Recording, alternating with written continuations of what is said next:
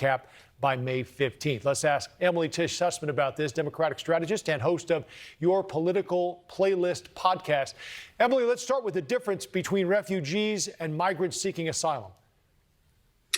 It's a really important distinction to make, so I'm really glad that you're opening with that question. So refugees are people who have applied to the U.S., have vetted, had their stories checked. They are moving to the U.S. because it is not a sustainable situation in the country they are coming from, and they have been really very thoroughly vetted and have waited for a period of time before coming. That is different than the people who are coming up from the border. Many would consider them to be refugees coming from their country, but they're not legally refugees. They are coming, well, they may, if they end up going through a vetting process with asylum officers at the border and seeing if they qualify based on the situation they're leaving from.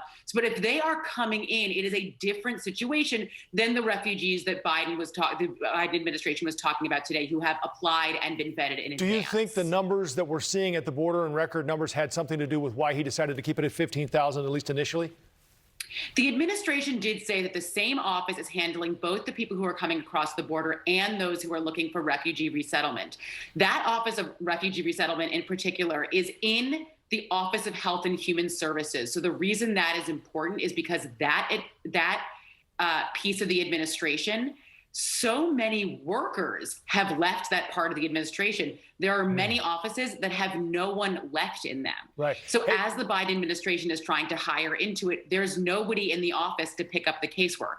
I don't know how many in particular are in the Refugee Resettlement Office, but that has been widespread across Health and Human Services. Emily, we're up against the clock. In 20 seconds, what do you think of Matthew McConaughey running for governor in Texas?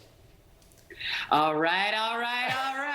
Who doesn't love seeing him do it? I mean, you know, he's a crowd favorite.